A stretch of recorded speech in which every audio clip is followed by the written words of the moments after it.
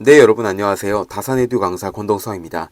이번 영상에서는 우리가 전력공학을 공부할 때 배우는 코로나 현상과 그 코로나 현상이 발생하기 시작하는 전압이죠. 코로나 임계 전압에 대해서 알아보겠습니다. 많은 분들께서 이제 코로나 임계 전압의 발생 시기에 대해서 질문을 해주시고요. 자, 그리고 코로나 현상을 조금 더 확실하게 정리하고 싶다라고 하시는 분들이 계셔서 제가 이렇게 영상을 찍게 되었습니다. 자, 여러분이 이 영상을 보신다면은 코로나 현상, 코로나 손실, 코로나 임계 전압, 코로나 현상 방지 대책까지 확실하게 아실 수 있을 것입니다.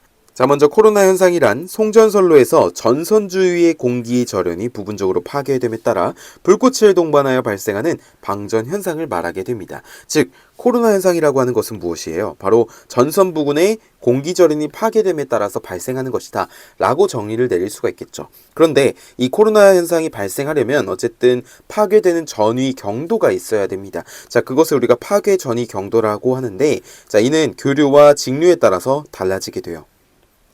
자, 먼저 교류인 경우와 직류인 경우 이렇게 나눠 보겠습니다. 자, 교류인 경우에는요, 21kV/cm 이는 실효 값입니다. 자, 그리고 직류일 경우에는요, 30kV/cm가 되고요. 자, 이는 곧 1cm당 21kV 이상의 전위, 그리고 1cm당 30kV 이상의 전위가 가해진다면 무엇이 발생한다는 거예요? 전선 주위의 공기 절연이 파괴된다라는 거예요. 결국에 여기 보이시는 이제 파괴 전위 경도가 추후에 배울 코로나 임계 전압보다 높아지게 된다면 코로나 현상이 발생하게 된다는 것이죠. 자, 그런데 제가 이렇게 교류 쪽에다 실효값이라고 적어놨는데 사실 이 수치가 지금 달라 보이는 것 뿐이지 사실상 같은 수치라고 보시면 됩니다. 이게 무슨 말이냐면은, 자, 교류의 파형을 보시면 이렇게 출렁입니다. 자, 이는 최대값도 있고요, 실효값도 존재하게 되죠. 자, 그렇기 때문에 실효값이라고 하는 것은 무엇이에요? 최대값을 VM을 루트 2로 나눠준 값이잖아요. 여기 보이는 30이라고 하는 것을 루트 2로 나눠준다면 이는 곧 약 21kV가 됩니다. 즉, 여기 보이는 값과 여기 보이는 값이 사실상 동일하다고 볼 수가 있게 되는 것이죠. 다만 이제 정의를 내릴 때 교류와 직류로 나뉘어지게 된다, 이렇게 보시면 되겠습니다.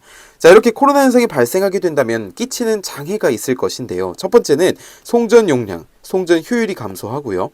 두 번째는 소호 능력이 저하하게 됩니다. 자, 이렇게 코로나 현상이 발생하게 되면은 비정연파가 발생하므로 고조파가 발생하게 되는데, 이 고조파로 인해서 소호 능력이 저하됩니다. 그 다음에 통신선 유도장애로 인한 잡음 발생, 이를 코로나 잡음이다 라고 표현을 하게 되는데요. 자, 이 전선의 표면에서 이 전위, 파괴 전위 경도가 임계 전압을 넘을 때만 이제 코로나 현상이 발생하므로 부분적으로 계속 간헐적으로 일어난다 라고 보시면 되는데, 이로 인해서 통신선에 유도장애를 끼쳐서 잡음이 발생한다 라고 보시면 되겠습니다. 자, 네 번째는 전선의 부식이 촉진됩니다. 자, 코로나 현상이 발생하게 된다면요, 이제 전선의 부식이 촉진이 되는데 이 화학작용에 의해서 전선의 부식이 촉진된다라고 보시면 되겠습니다.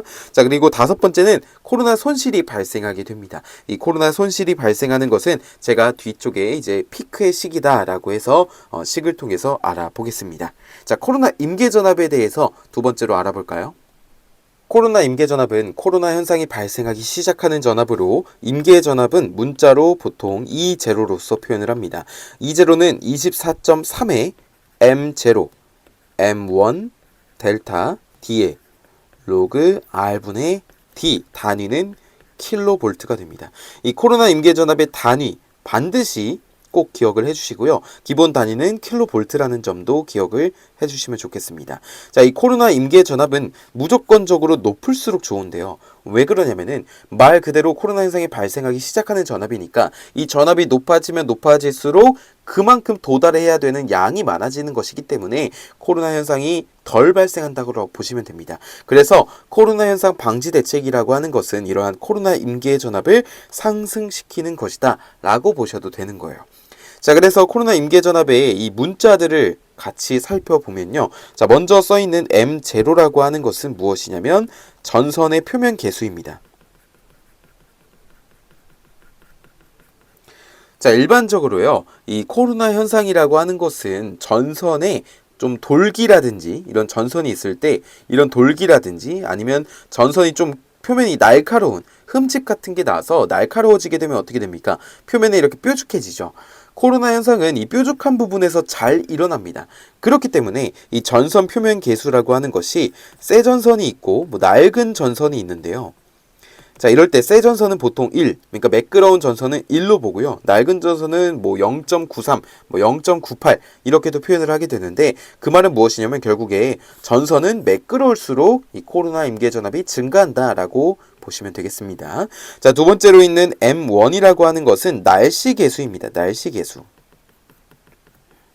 마찬가지로 코로나 현상이라고 하는 것은 날씨가 맑으면 1, 날씨가 흐리거나 안개가 좀 있으면 0.8 이렇게 보시면 되겠습니다. 그래서 맑음은 1, 흐림, 비, 눈 이럴 때는 보통 0.8 이렇게 보시면 되겠습니다. 자, 그 다음에 있는 것이 이제 델타인데요. 델타. 델타는 상대 공기 밀도입니다. 자, 상대 공기 밀도. 자, 이것은 무슨 말이냐면은 식을 이렇게 쓸 수가 있습니다. 상대 공기 밀도란 273 플러스 T 분의 0.386 B 이렇게 표현을 할 수가 있어요. 자, 여기서 말하는 이 T와 B가 궁금하시지 않나요? 자, T가 나타내는 것은 기온입니다. 기온. 기온 단위 뭐죠? 도씨죠, 도씨. 그 다음에 B가 나타내는 것은 기압이에요. 이 높이에 따라서 달라지는, 표고에 따라서 달라지는 기압인데 밀리미터 HG라고 표현을 합니다. 자, 이 기압이 높아지면 어떻게 될까요? 기압이 높아지면 상대 공기 밀도도 같이 높아지게 되죠. 자, 상대 공기 밀도가 높아지면 어떻게 됩니까? 코로나 임계전압도 상승하게 됩니다. 그러면은 기압이 높아지면 좋은 건가요? 좋은 거죠. 코로나 현상이 그만큼 덜 발생하니까. 자, 그리고 기온도 보겠습니다. 만약에 기온이 낮아진다라고 볼게요. 기온이 낮아지면 어떻게 되죠? 공기밀도 낮아지게 됩니다. 증가하게 되죠. 공기밀도가. 기온과 공기밀도 반비례니까 기온이 낮아지면 공기밀도는 증가하게 됩니다. 자, 그러면은 여기가 마찬가지로 증가하게 되니까 코로나 임계전압도 증가하게 되어서 기온이 낮을수록 코로나 현상이 덜 발생하는구나. 그럼 반대로 기온이 높을수록 코로나 현상이 더 자주 발생하는구나, 더 잘 발생하는구나 이렇게 알아볼 수가 있겠죠. 그래서 우리가 이 식도 기억을 할 필요가 있고요. 각각의 문자가 나타내는 것도 기억을 할 필요가 있고, 그리고 특히 문제에서 이 기압과 기온에 관련된 선지가 나옵니다. 상대 공기 밀도로 안 나오고 이 기압과 기온으로 나오는 경우도 많아요. 그렇기 때문에 여러분이 기압과 기온, 그리고 상대 공기 밀도, 마지막으로 임계전압까지의 관계, 이 네 개의 관계를 꼭 기억을 해주셔야 되겠습니다. 아시겠죠? 자, 그 다음에 이어서 볼게요. 자, D를 보겠습니다. D. D는 전선의 지름이에요. 그런데 여기서 유의하셔야 될 것은 단위가 굉장히 중요한데 센티미터로만 해야 됩니다. 이 센티미터로 유도된 공식이 이 공식이기 때문에 여러분 여기에 들어가는 전선의 지름의 단위는 반드시 센티미터를 사용해 주셔야 돼요. 센티미터. 이걸 꼭 기억을 해 주셔야 됩니다. 자, 그래서 단위는 센티미터다. 전선의 지름이. 그 뒤에 보신 게 이제 로그인데요. 이 로그는 밑을 10으로 하는 상용 로그입니다. 그래서 10을 생략해서 그냥 로그만 쓴 거고요. 여기 R분의 D라고 되어 있잖아요. 자, 여기서 말하는 R이란 전선의 반지름. 그 다음에 D, 대문자 D라고 하는 것은 등가 선간 거리입니다. 기하학적 평균 거리다라고 표현을 하죠. 자, 그런데 여기에도 이제 단위가 있을 거잖아요. 근데 위에 이제 전선의 지름을 센티미터라고 해서 여기도 굳이 센티미터로 통일시켜 줄 필요는 없습니다. 그런데 무슨 말이냐면은 이 D와 요 RD의 단위가 같을 필요는 없어요. 대신에 무엇이 중요하냐면 이 R과 D 사이의 단위는 꼭 같아야 됩니다. 예를 들어서 D가 등가선간 거리가 미터예요. 그러면 반지름도 미터가 되어야 되고요. 등가선간 거리가 센티미터예요. 그럼 반지름도 센티미터가 되어야 됩니다. 왜냐? 이 로그 안에서 분수의 형태로 되어 있기 때문에 여기가 미터면 여기도 미터여야 돼서 이렇게 약분되게끔 단위를 통일시켜서 여기에서 단위를 상쇄시켜 줄 수 있게끔 해야 된다라는 거예요. 그래서 문제에서 만약에 전선의 반지름은 미터로 나왔는데 등가선간 거리가 센티미터로 나왔다? 그럼 둘 중 하나로 통일을 해줘야 된다는 거죠. 반대로 여기가 센티미터고 여기가 미터다. 그럼 둘 중 하나로 통일을 해줘야 된다는 것입니다. 근데 무조건 여기에 쓰여 있는 전선의 지름의 단위는 센티미터여야 한다. 그것만 좀 기억을 해주시면 좋겠습니다. 자, 이렇게 코로나 임계전압의 식에 대해서 알아봤고요. 결과적으로 중요한 건 뭐예요? 코로나 임계전압이 크면 클수록 좋다. 이것만 좀 기억을 해주시면 되겠습니다. 자, 그리고 비례관계에 대해서 마지막으로 설명을 드리면, 자, 여기 보시면 소문자 D가 있어요. 그리고 여기는 소문자 R이 있습니다. 여기는 뭐죠? D는 전선의 지름이죠. R은 뭐예요? 반지름이잖아요. 그럼 만약에 코로나 임계전압이 증가하려면 이 D는 어떻게 되어야 되나요? D는 증가해야 되죠. 즉 전선의 지름은 증가해야 코로나 임계전압도 증가하게 됩니다. 그런데 전선의 지름이 증가하면 반지름 어떻게 돼요? 같이 증가하잖아요. 근데 반지름은 지금 어떻습니까? 분모에 있죠, 분모. 그러면은 이렇게 물어보시는 분들 계십니다. 전선의 굵기가 증가하면 지름은 증가합니다. 그런데 반지름도 증가하니까 이거 감소하는 거 아닌가요? 이 부분에서? 그런데 여러분 이것만 기억하시면 돼요. 여기는 지금 이 반지름은 로그 안에 있습니다. 로그 안.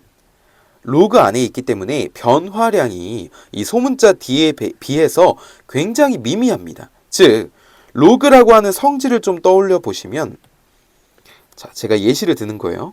로그 10의 1000, 로그 10의 100 어떻습니까? 지금 이 100과 1000 간의 관계는 어때요? 100에서 1000이면 10배 증가한 거잖아요. 그런데 이것을 계산해 보면 로그 10의 100은요 2고요. 로그 10의 1000은 3입니다. 어떻습니까? 여기는 10배 증가했는데 여기는 1.5배 증가했죠. 결국에 이 로그 안에 있기 때문에 그 변화량이 이 D에 비해서 미미하다는 겁니다. D가 많이 증가해도 여기는 적게 감소한다는 거예요. 그렇기 때문에 결과적으로 코로나 현상을 방지하려면 전선의 지름을 증가시키는 것이 좀 중요하다. 가장 효과적인 방법이다라고 보시면 되겠고, 이 지름을 증가시키는 건 전선의 굵기를 증가시키는 것도 있지만 복도체 방식을 채택하는 것도 전선의 지름을 증가시키는 효과를 얻을 수가 있습니다. 아시겠죠? 자, 그 다음에 코로나 방지 대책을 한번 보겠습니다. 자, 코로나 방지 대책이라고 하는 것은 말 그대로 위에서 설명드렸듯이 코로나 임계전압을 증가시키는 대책이 되겠는데요. 자, 코로나 현상을 방지하려면 첫째는 전선의 지름을 가장 확실하고 효과적인 대책입니다.